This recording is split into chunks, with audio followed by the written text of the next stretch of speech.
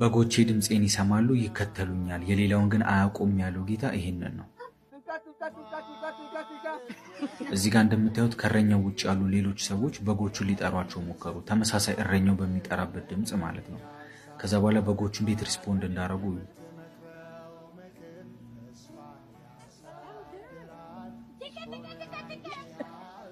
ለሁለተኛ ጊዜ ሌላ ሰው ሲጠራቸውም እዩ እንዴት ሪስፖንድ እንዳደረጉ።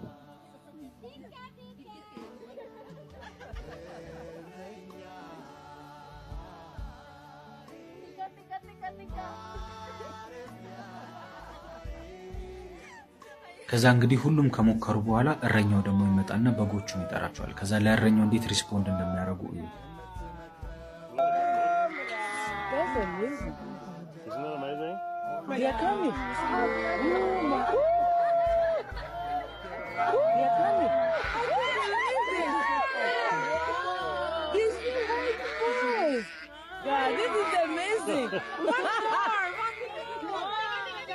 አያችሁ በጎቼ ድምፄን ይሰማሉ ይከተሉኝማል የሌላውን ድምፅ ግን አያውቁም ያለው ለዛ ነው። ትክክለኛ ከእረኛው ጋር ፌሎሺፕ ያለው በግ የእረኛውን ድምፅ ብቻ ነው የሚያውቀው። ለእረኛው ድምፅ ብቻ ነው ሪስፖንድ የሚያደርገው።